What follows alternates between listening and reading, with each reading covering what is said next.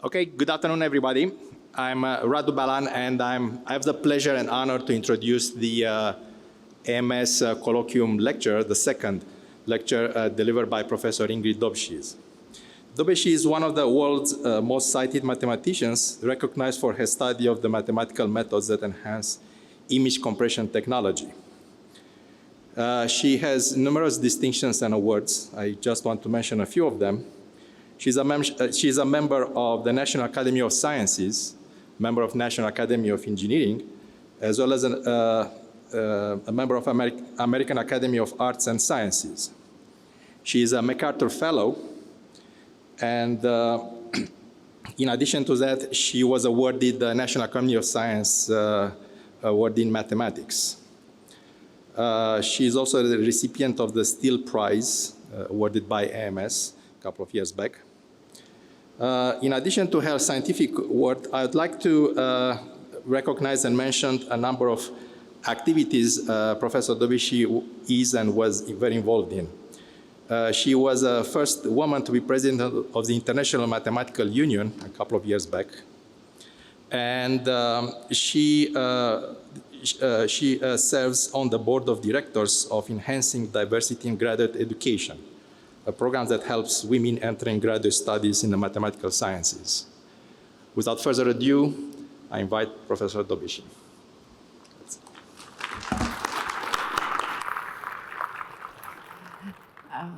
Thank you, Radu.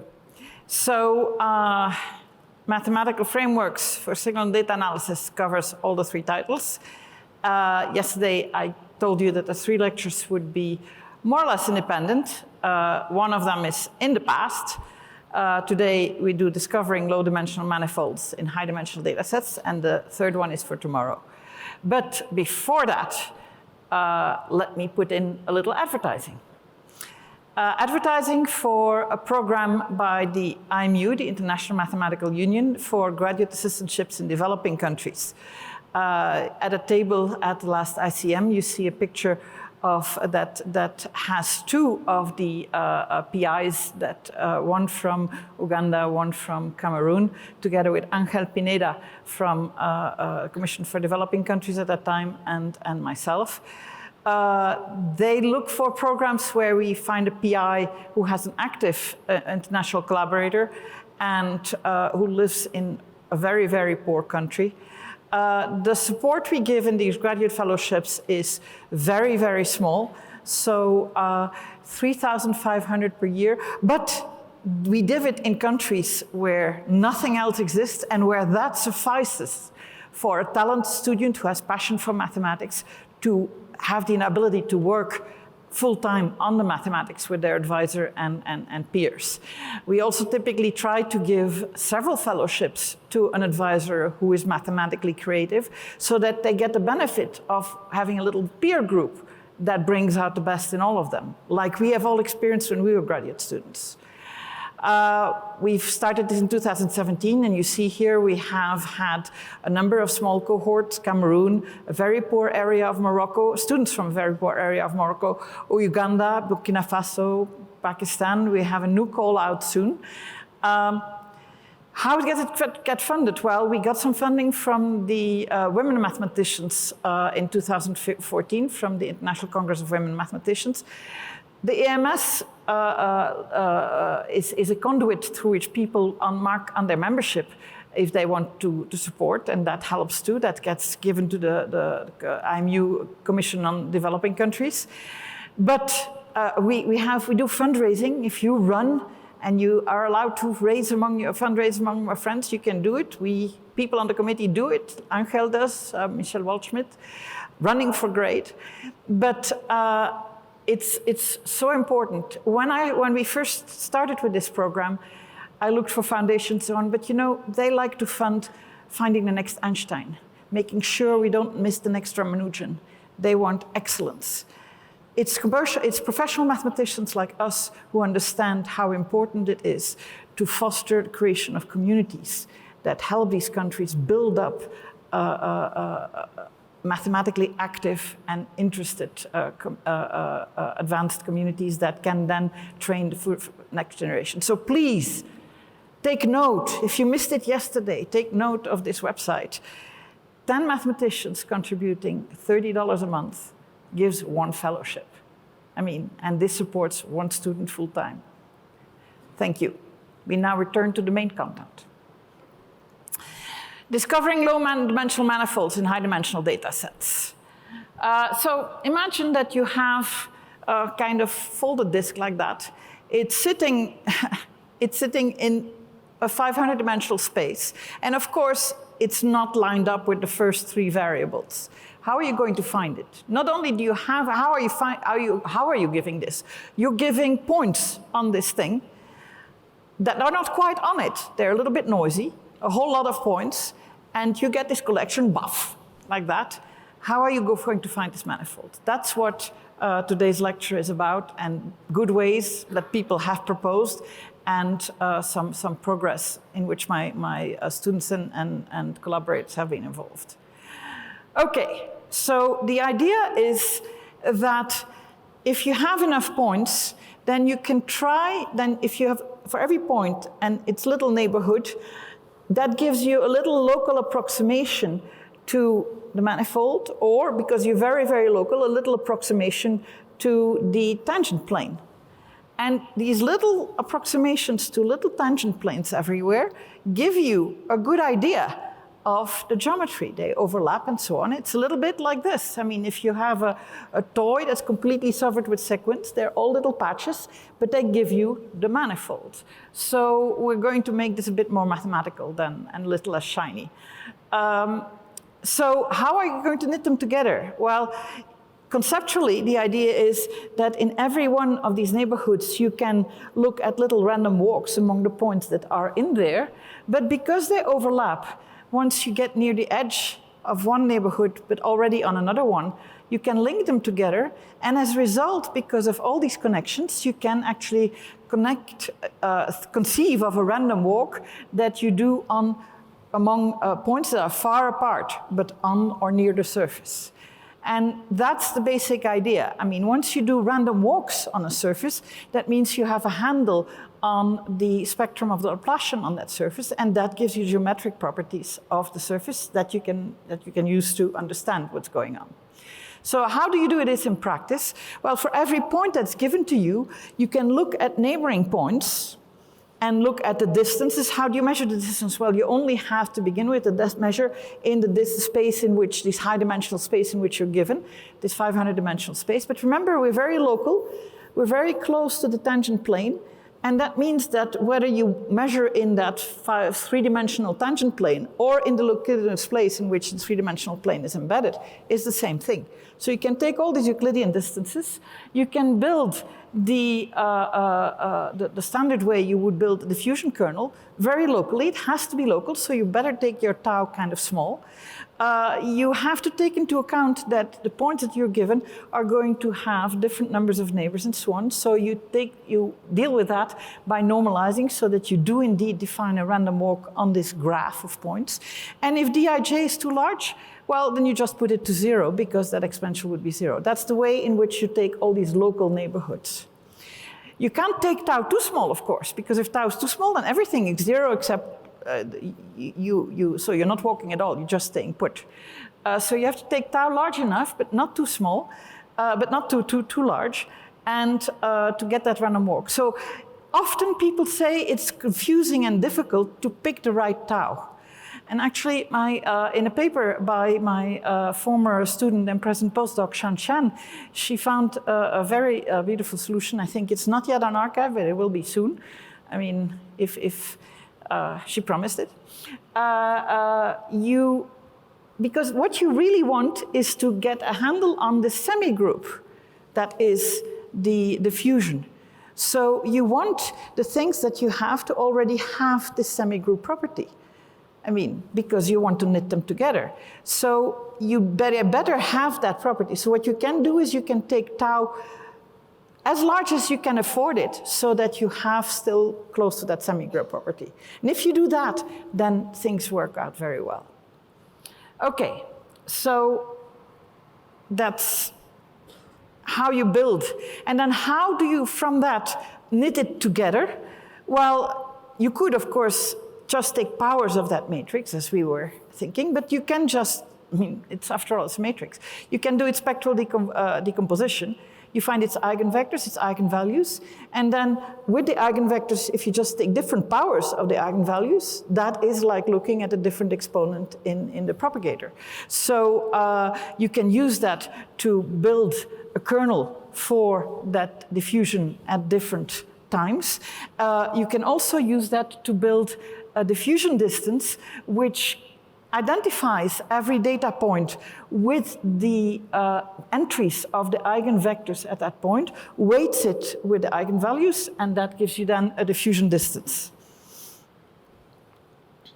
And that does a real good job. I mean, in an application about which I will tell you more, we had distances which we were very proud of in the beginning, and I'll tell you about this. They're the CPD distances, and we show here the best 3D representation of the distances between those 50 points, which fell apart in 5 species of 10 entries each.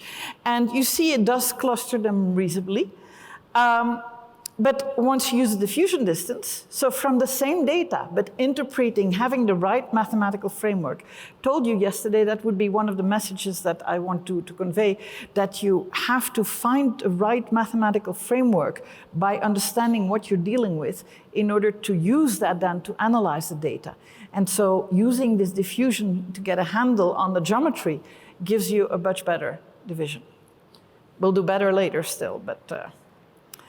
Okay, so the diffusion distance, as I said, is defined by taking the eigenvectors and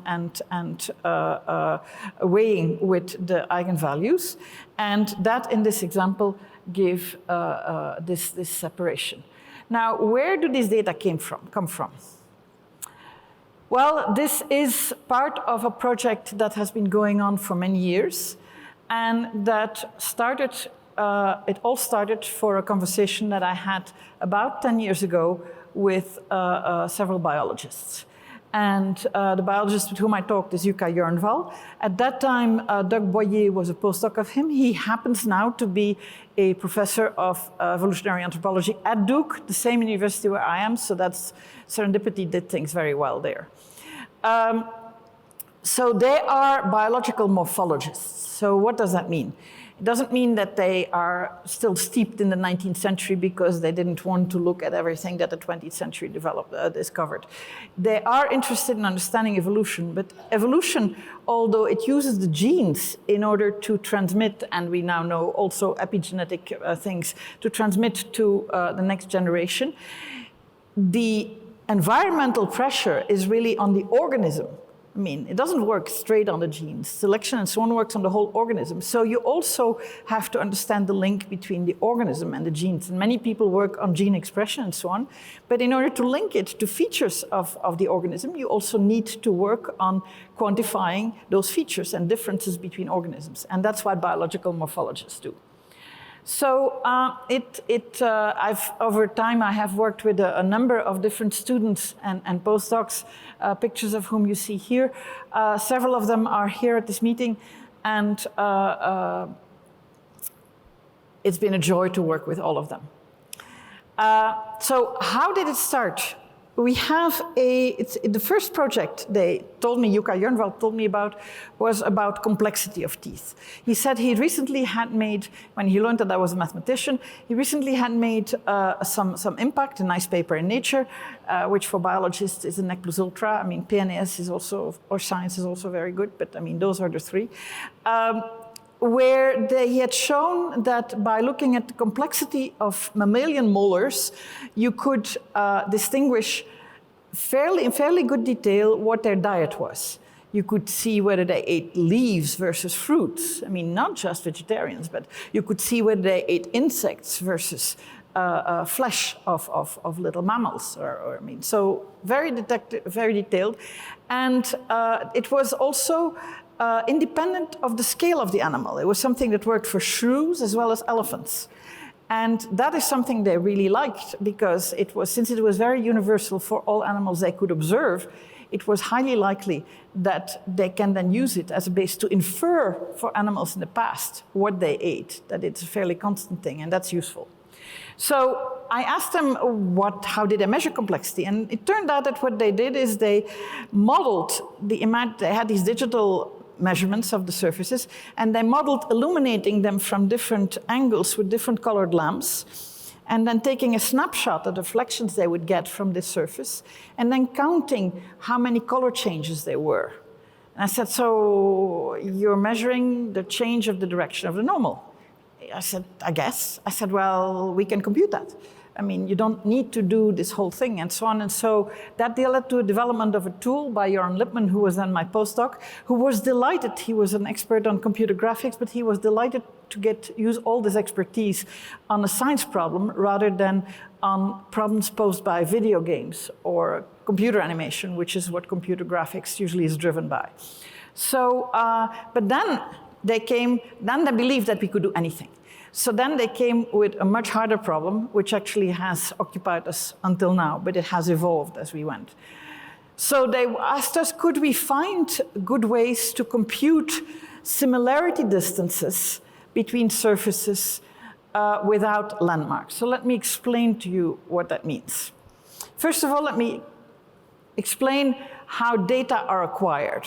So the data that Doug Boyer works with are typically teeth or small bones, and he wants to work with all bones that he even finds from rare animals, rare fossils and so on, where he typically cannot borrow that bone or that tooth from the person who has it in their collection. So he takes casts of those. So whenever he goes somewhere, he looks up all the collections and he takes casts of everything he can get access to. And because he's an expert and so on, they will let him do that. He takes very detailed casts and he brings those casts back, and those are then CT scans. So we don't have 3D data. Even though many fossils have 3D information, we don't have those. We only work with the surfaces. So these are CT scans, micro CT scans, lots of points. They are triangulated. There's a whole procedure to clean that up. And we get then these triangulated surfaces. What then is typically done, so if evolutionary anthropologists or morphologists want to compare samples, they have a hypothesis, they want to test it, they want to measure similarities. They look at the collection of things that they want to compare, and they look at features that all these things have in common. And that you see those on these teeth. You see lots of little bumps on these teeth. For a computer graphics person, this thing has no features, because computer graphics people are used with aardvarks, with arms like that, wielding tools, and this tooth just has some bumps. But so they have features, and that the morphologists name. Not every bump is a feature to them, so you really need a lot of domain knowledge to do that, but they look at the features that are in common, and they put landmarks on those. So it's all done digitally these days, but so they put landmarks on them, and then they use that collection of K landmarks and their 3D coordinates as a proxy for the description of this surface. So that represents the shape, and they can then, here you have a shape space. So a whole lot of teeth on which homologous places have been marked, and then they compute a distance between those by, as I will indicate in a little bit. But let me first address the reason why they wanted to get around these landmarks. It's time consuming.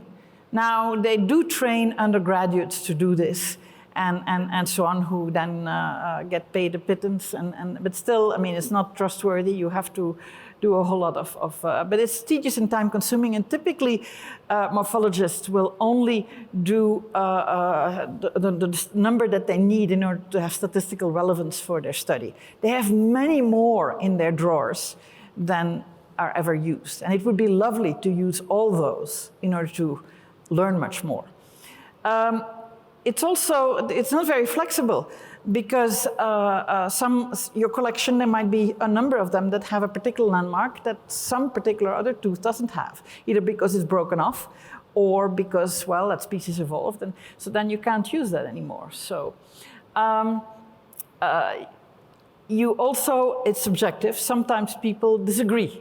I mean, doesn't happen often, but when it happens, it's a subject of papers. I mean, So how, when you have the landmarks, do you find the distance? It's called the Procrustes distance. What you do is you take your two sets of k landmarks, and then you move one set by rotations and translations so that it is best placed in conjunction to the other one, and then you take the sum of the distances. So that's the Procrustes distance. And so the question they asked us, could we find a way to compute that distance automatically from the data without having experts place landmarks? And well, here you see an example of one of these teeth. This is actually, if I'm not mistaken, a mouse lemur, which is a little animal big like that. So it's mammals. You can imagine how big its molars are. And so it's a bit enlarged here.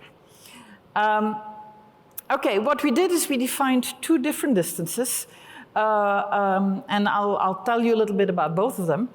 And we then compared those with what the biologists would have done. So the conformal Wasserstein distance was Wasserstein neighborhood distance was my favorite. It's not the one we retained, and I'll tell you why. So the way we computed is, you mentioned you have these two teeth. That's my caricature of what a tooth. I mean, they draw them, the biologists, much more nicely, but you can you can flatten them. These are disk-type surfaces, so you can flatten them to a disk. You get a conformal factor. You can then compare 2 points, one in one place and one in the other, and try to find how similar they are. Now remember, I've done this conformal flattening, so this is not unique. I can always change one flattening to another by a conformal map of the disk to itself. So I'll have to define this in a way that's invariant under those conformal transformations. And the way I do that is I first on each disk look at a little hyperbolic neighborhood, which by conformal map I can move to the center of the disk. And so I have little neighborhoods of the same radius. And I then compare by optimal transport, so Wasserstein distance, the local landscape on each of these. And that I can do, and then I can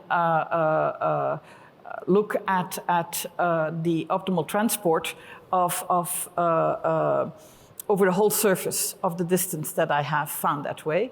And we defined that as the conformal Wasserstein neighborhood distance. We liked it because it did something locally, compared points locally, but then looked at all the points together to get the best correspondence. And which is what seemed to us something similar to what the biologists do. In the continuous Procrustes distance, we try to stay closer to the Procrustes distance concept, but we had the problem that in the Procrustes distance, the experts already know which points are the two red points and which the two green and which the two yellow, and we have nothing. So what we said is, well, let's put points kind of uniformly over the surface, well spread. Let's put 1,000 points, and here 1,000 points, and let's try to find the best correspondence of those points. Now, what does it mean to spread uniformly? It means that no points are too close. You have a kind of nice fill distance. So if you imagine for each point looking at its Voronoi cell, then the Voronoi cell should all be more or less the same. Since the surfaces are normalized to have surface 1, that means that you're mapping something of area 1,000 to area 1,000. So you're implicitly looking at area-preserving maps, which is definitely not what you want to do for arbitrary teeth, but we are going to only care about distances that are very close. Remember about the diffusion distance? Only distances that are small matter. So things that are very similar, it's reasonable to assume that they're area-preserving. And so we defined mathematically the idea of find any correspondence, then rotate so that you're in the best, by the other one in the rigid transformation, look at the distance that you get and minimize that over all area preserving maps. So below is illustrated what you get you have it here you had here two correspondences. Given that correspondence, one of them was rotated to get, and so on, but there was a different correspondence that would have given a much smaller distance. So that's the idea. So continuous Procrustes distance. It also comes then, you compute that distance, and it comes with a mapping, because you have identified the best mapping, so you have this nice mapping from one surface to the next. So we had agreed with biologists, because with biologists, they are so wary of identifying patterns in data analysis, because we're very good at finding patterns that might be spurious, that you have to set up a protocol where you say, this is what I'm striving for, this is how I will define success, and then that's what you look at. You cannot, you can explore, but after you've explored and formulated hypothesis, you then have to set up an experiment where you do the thing of defining success beforehand and then checking. Okay, so one way we were going to look at success was look at a matrix, look at all our distances between the samples and their distances with observer-placed landmarks. And especially small distances are important. We ordered them in such a way that similar things were close to each other. So you see the matrices for continuous Procrustes and continuous Wasserstein are very similar.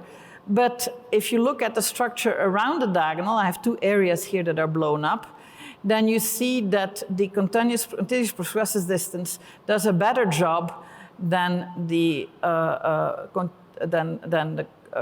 Wasserstein neighborhood distance. So we stuck after that with the continuous Procrustes distance. We also looked at how our landmarks displaced by our mapping, and it turned out they weren't so bad in comparison with what the observers did. So we were very happy, and so we published this. And now next, so we bypassed explicit feature extraction, and so we got this continuous Procrustes distance. And as you see, it does in this case, this is a map on the left, a pretty good job of, if we gave it 10 specimens each, of 5 different groups of segregating them. The biologists had not understood what I kept saying, like, we care most about the small distances. And when they understood this for the first time, when Ting Wan Gao took those same continuous Procrustes distances, so not even the same data, of course the same data, but just the continuous Procrustes distances, and built a diffusion distance out of it, and got the map on the right. And that, all of a sudden they wanted to, so they've become experts on very small parts of differential geometry. They can now talk about diffusion and the Laplacian and so on, and random walks and fiber bundles. We'll come to that. But they were very eager to learn about this when they saw the results. Not only do they segregate well, but as I will show you, we can do even much better. And that was a big part of Ting Wan Gao's thesis. So how do we do that better result? Well, to get the diffusion distances, I used the local distances. We believed the small distance is better. We knitted it all together. We did a spectral parameterization, and from that we computed the distance. Fine. But we had these teeth, and for each of them we had a distance, but we also had a correspondence map. We had much more. And we didn't exploit that anymore. We just used those distances. And so if you think about the fact that you have these mappings and you can exploit them, you can do much better and you get that better result. And I want to explain too how. Because in fact, we have not just a manifold, which was implicitly what I was assuming, where every tooth, the graph of teeth was something, a sampling on the manifold of very similar teeth. We have a fiber bundle, because every single point on that manifold is really a 2D surface. And I have 2D surfaces, but not only do I have 2D surfaces, but I have mappings between them. So I have a connection. And so we can use these to define a more detailed diffusion structure on that immensely bigger differential geometry object. And then do the spectral analysis there, and at a later stage project. So for those of you for whom the differential geometry is as long ago as it was for me. It was over a quarter century when I realized that I would have to look at fiber bundles. I hadn't looked at them for over a quarter century. And in fact, the whole terminology had changed, as I discovered. But so in a fiber bundle, you have a total manifold, which is composed of a base manifold and a map from the full manifold to the base manifold, and each one of the things that project to the same place forms a fiber. You have all these fibers, and for a very small open set, it looks like a product. For the whole thing, it doesn't. In our case, in fact, we have a very trivial bundle, because as long as we look at surfaces of species that are very related to each other, we believe that we can bring them back in the not too distant past to common ancestors. And we believe that the mapping from A to B now should be the same as going from A to ancestor Z, and then from Z to B, and from A to C again, and so on. And so everything will commute, so we don't have to deal with holonomy. So it's a fairly simple situation. But so here are examples of fiber bundles that mathematicians love and do computations with, and so on. We have our fiber bundle of teeth. So in a sense, you could say, somebody said, oh my God, he says, you're looking at the collection of all teeth and you're finding the moduli space of the teeth. So that was also, I mean, I don't know too much about moduli spaces, but I was happy to know that I was speaking prose without knowing it. Okay, so we have that this connection between our surfaces. And so we have, in fact, many different views of what the connection is on, what the mapping is on the base manifold, what the geometry is of the base manifold at all these different sections of the bundle. Okay, so what Tingran did, he did a number of really beautiful and creative things. So you look at the collection of all your teeth. You build via your connection and the diffusion that you have with your computer, your continuous Procrustes distance, you build a diffusion, a random walk on the full manifold. You look at its spectral decomposition. This spectral composition, all these vectors are labeled by points where they live. So some of them have labeled of this tooth, and some have labels of another tooth, and so on. Note the teeth don't have to have this, be discretized in the same way. Doesn't matter to us. The data structure will find it. The data analysis will find it. So you can then, for instance, look at the dominant eigenvectors and express in that small dimensional space where these surfaces land. And in fact, what happens is that you find that they really find the same surface in 3D. It's really like you have found a template object of which each of them is a different realization. And so that makes it possible to register things much better, because of course, the points where you discretized never were in true correspondence. They were always a bit off, and now we can register much better, which is a beautiful thing, and I'll come back to that. You can also try to cluster. I mean, you can say, let me find in this huge dimensional space, if I want to find 12 groups, what colors does that give on all my teeth? And so you can find domains that correspond, and they don't have to have the same area, which was something that the biologists always were a little bit distressed by. You can also look at the structure that you get for each tooth. You can look at the geometry that you get in the eigenvectors for each of the different teeth. And then you can find from that geometry the best way to make a local representation. So you project to the base manifold at a much later stage, after the spectral analysis. And that's how you then find this horizontal diffusion distance, which is much better than the one we got from diffusion from the continuous Procrustes distances. So it came to the point that the continuous Procrustes distances, about which we had been so proud, and that we had written up now almost 10 years ago in a PNAS paper, now we call them, because of the abbreviation, the crappy distances. I mean, so the horizontal diffusion does so much better. Okay, But in this particular example, in fact, it also made sense biologically.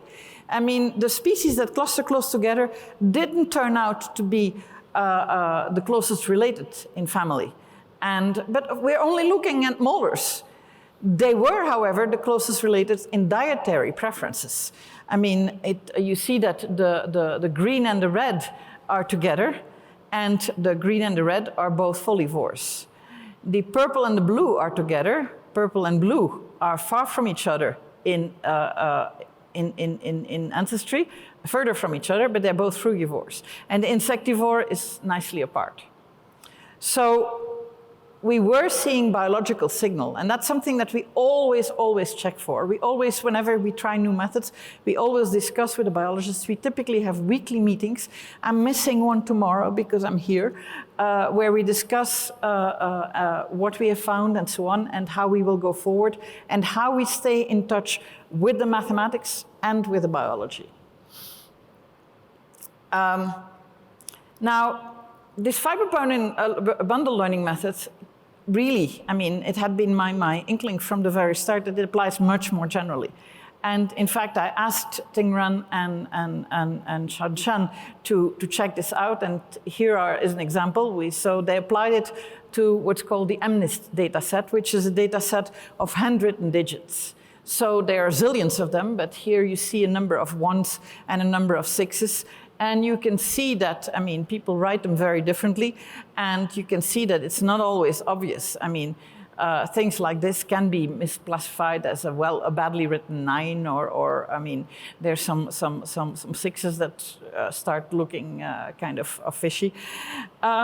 So what we did, typically what's done is that you can look at these images, which are, I think, 28 by 28 pixels, and look at distances in that dimensional space, 28 by 28 dimensional space, and use that to do then diffusion distance. And that gives excellent results, and people have done beautiful things.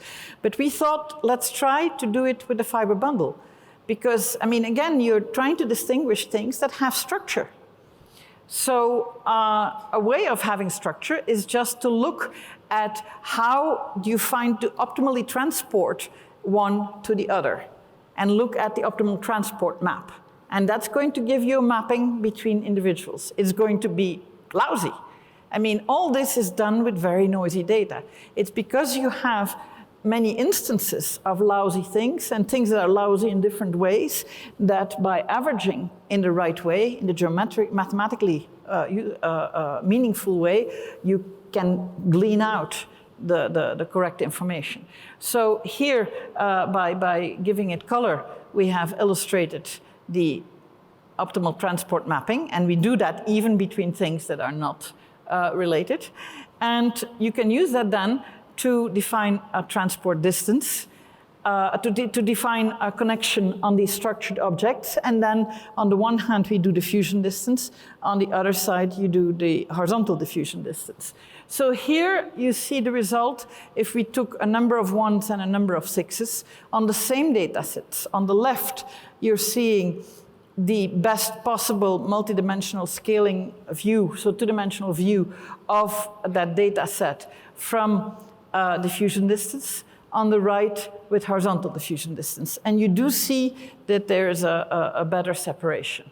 I mean, it's not ideal in either case, but here we said, well, maybe the optimal transport was doing the job. So what we actually did is we took the same data set and we then took the optimal transport in order to define the distance on the standard diffusion. So we didn't take just the L2 distance. We said, let's take the optimal transport distance and then do diffusion with that. And that's what gives it on the left, and that's better than what was before, but it's still not as good as what you do when you take the spectral analysis of the full fiber bundle and project down to geometry at a later stage. And it also survives if you look at more digits. Here we're looking at 4 different digits, on the left with diffusion, on the right with horizontal diffusion. So I think this, I mean, in many, many cases where people use diffusion distances, they're comparing things, they're comparing similarities that have objects that have structure. What this is saying is you should use that structure as long as you can and keep it intact before you try to go to the underlying geometry. And that may help. Okay, back to teeth. Well, I told you, we have now better ways of registering, of doing transportation from one to the next. So we actually use that in order to do a new analysis. This was something that was done by Tingran and Shahar Kowalski. So based on the local features and understanding of Gaussian processes, they developed a Gaussian landmarking system on teeth that actually turns out to be biologically quite meaningful. And that's a new thing for us, because when we said earlier, why do you take that dip as a feature and not that dip? Well, we never understood. Biologists knew because they have thousands of teeth in their head. I mean, they typically can't articulate it either, but they have that knowledge. And so we believe them. We always believed them. But we can't always get the information out. But now they were saying, oh my, yes, they're right. And they would actually discuss with each other, yes, I can see why they would pick this, and so on. So we had methods that were getting to what they were feeling. And we can then use them to compare teeth. I mean, so we do Gaussian landmarking on 2 different teeth. Many of the landmarks are still not going to be great. But since we have a good mapping, a good registration, what we can look at is in the whole collection, which of these landmarks are consistent. I mean, the ones that are not consistent, we throw out of the first 50 landmarks. And that gives us now better ways to automatically find mapping. So we are continuously developing new methods building on what we did earlier. We actually have, we have these beautiful correspondences. And since I see that I'm doing reasonably well on time, I'm going to open a little parenthesis here. It was a very interesting experience to do this interaction with a biologist, because there are periods where we progress fast, and then other periods where we don't. And there was, after the PNAS paper, where we were so happy, there was a while where for about 1.5 years, we didn't make any progress. We would always keep going over the same discussions again, and we were getting frustrated, and they were getting frustrated, until I realized that they were unhappy with some of the correspondences that we had generated. And I said, but don't pay attention to them. They're for things that are far apart. They don't matter. But still they were, I mean, they said, and we want unique correspondences and then minimum spanning tree, but that's very fragile and so on. So we were continuously going over faults that they were finding in these correspondence maps. Now, originally that question had not been about correspondence maps. It was about trying to automatically find Procrustes distances. And we had done that. We felt we had done that. Why weren't they happy? Until I said, but really, you're much more interested in the mappings, aren't you, than in the distances? And that was, yes, they were.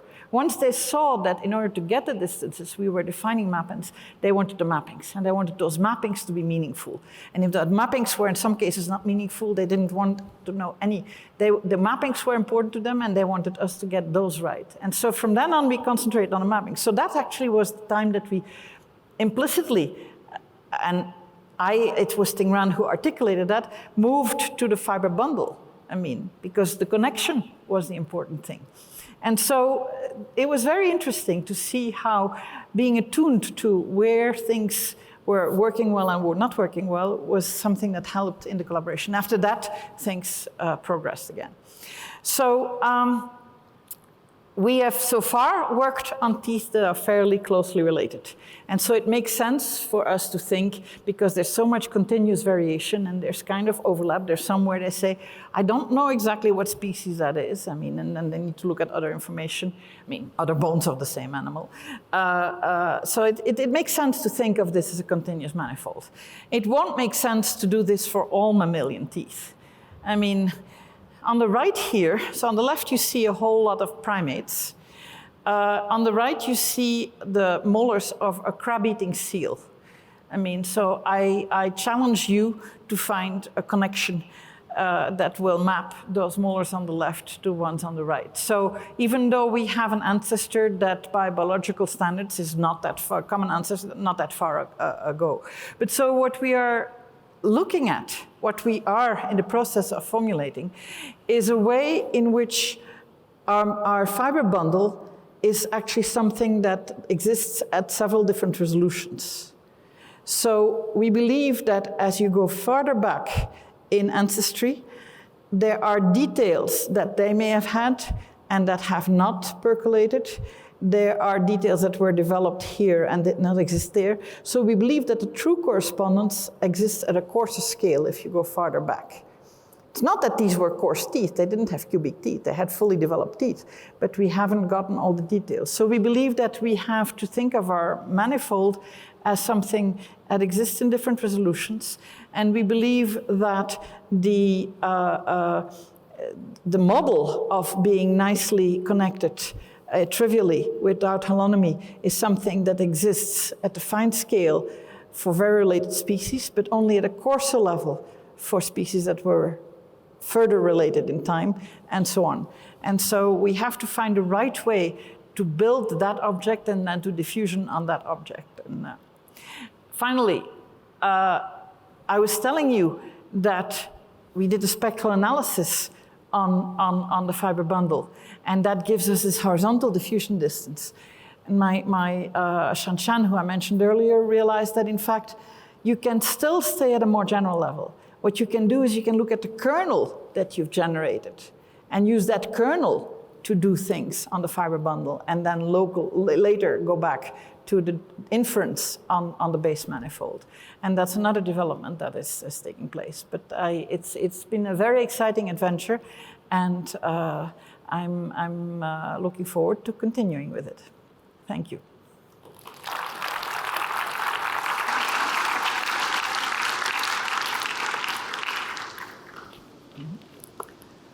So we have time for a few questions. If you have, please come to the microphones on the aisles, left, right, and the middle.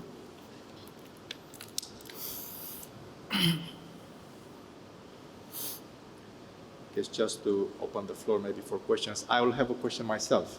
Okay. Have you thought about like a stochastic model, generative model, in addition to these representations? Yeah, so we don't really, well, yes and no. We have thought about that and we are now, actually it's one of the things we did, we've been thinking about it for several years to try to generate things that would be like teeth. Because one of our problems is, of course, that we have by modern machine learning standards, by network learning standards, we have way too few data. We have a few hundreds. And even that causes many people to stare at their screens and so on in order to landmark them, in order to get ground truth data, because for the moment. So we don't have marked data sets by the thousands or the 10,000s as would be needed for neural net experimentation. So we have thought of trying to populate the manifold from the data we have. And it's only very recently that we managed to build surfaces like that the biologists will say, yes, that looks like a tooth. That I would accept as a tooth. It's much harder than you might think. But we are trying to do that and so on. We don't know yet how useful it will be in practice. We haven't used it for data analysis yet.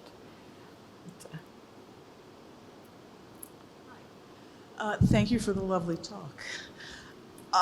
You said a lot of things about working in a cross-disciplinary setting, yes, and what it's like to communicate with people with different expertises, but it was wonderful. And I'm just wondering if there's anything else, sort of any other advice that you would have for people who are interested in trying to get involved in more interdisciplinary work? Well, all the interdisciplinary projects in which I've been involved have all come in existence through complete serendipity. I mean, but I like to listen to people who are really good at what they do. I mean, I like to talk to my hairdresser about hair cutting classes and things like that. So, and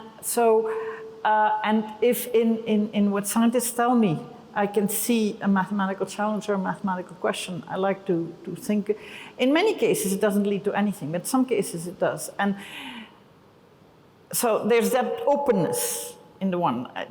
Because it can come anytime and from anywhere. And then there is finding the right interlocutor. You have to find somebody who's interested in that interplay and who's willing to spend the time. I mean, look, these biologists spend time every week meeting and so on. And it takes a while before, I mean, even the project we started up with Yaron and so on, we had a fairly quick payoff on this meeting, measuring the change of normal. And that was great. But we were lucky that Yaron was an ace programmer and so built them a tool that really worked. I mean, later it turned out that they wanted to use outside the parameter settings I'd given him, and so it was breaking, and they hadn't told us. And so they had developed their own rituals of dealing with it to make it still work. And when we discovered it, they said, no, it should work. And we made a much better tool still. But I mean, there's that also. So they don't want to bother you too much. I mean, but there's the openness, and so on, and the investing time.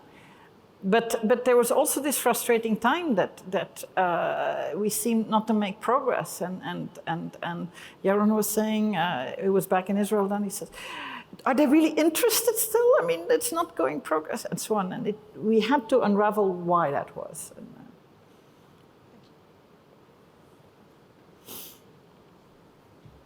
Hi, forgive me if you've answered this question. I entered a little bit late, but I was curious if this approach perhaps has application to studying protein structure.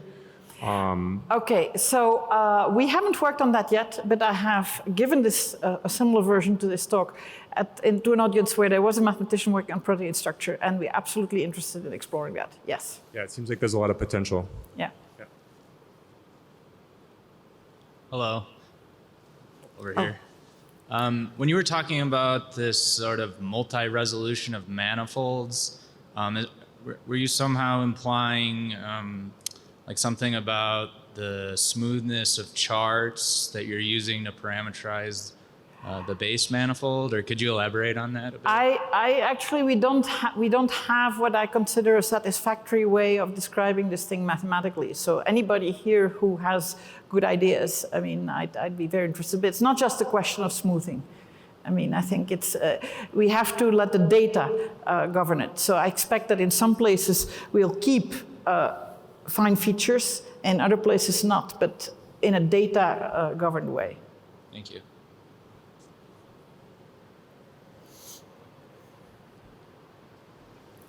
Oh, I think it should be last one.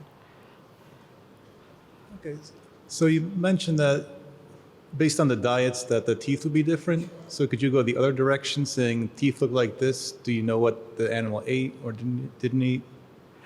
Yes, and that's what they now do. I mean, because it was such a general thing that could be observed among what they call all extant animals, that they can use it then to infer about extinct animals. And that's exactly what they want to do. Okay, let's send the speaker again, and